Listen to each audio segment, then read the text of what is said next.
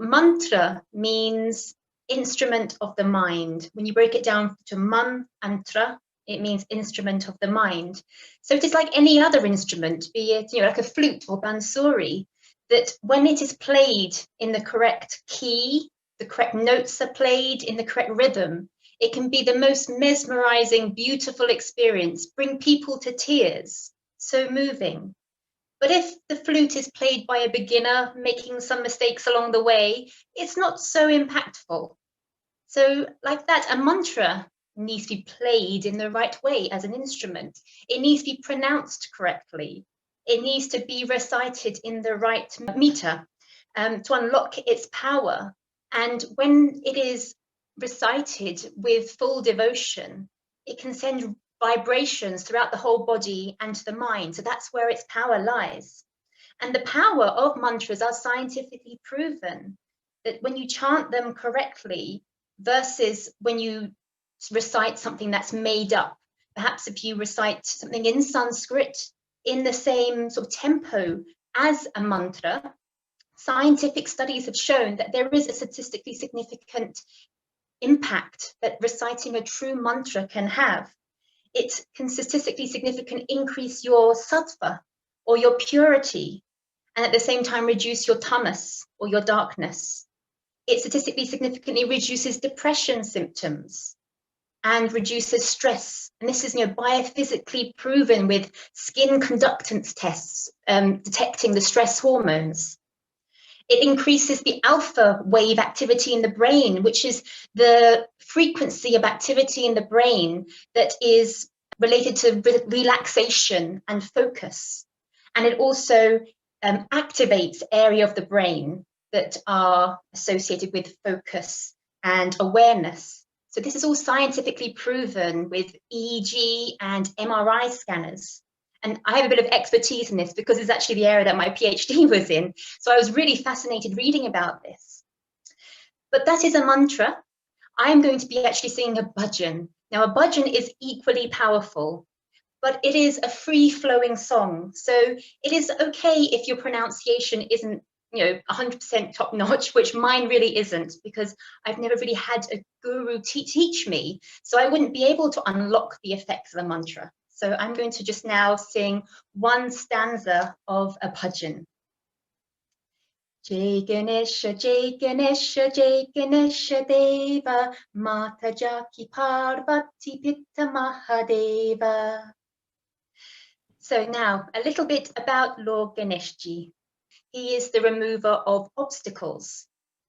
And when people think about that, they often mistake it to mean that he will be removing everybody's sort of physical obstacles, making their life easier so that the more they pray to him, the more likely it is that they will become the person they want or that they'll get the thing that they want. And that's not how it works at all. Because imagine that everyone wanted to be a president or everybody wanted to become an Olympic gold medalist. It just couldn't happen.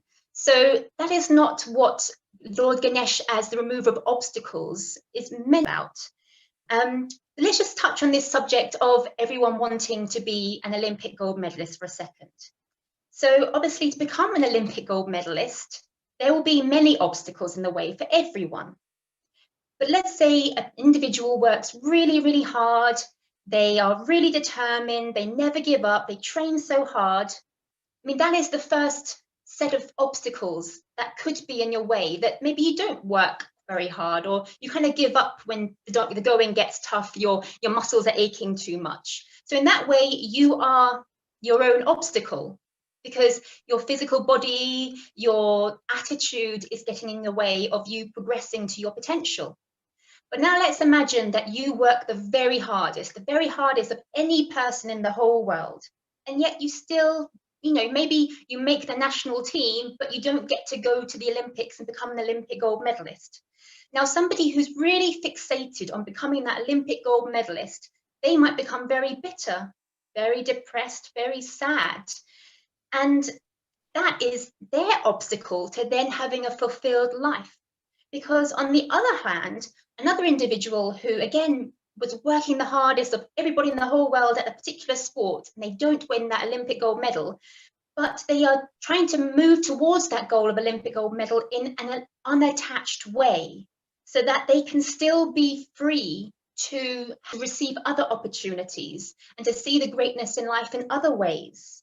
Then they might become, after that, the world's greatest sports coach, or they might get a fantastic opportunity to be an advisor for the national government to help increase level of sport in children to reduce obesity rates, or they might become the world's most amazing parent, and perhaps their child then becomes the Olympic gold medalist.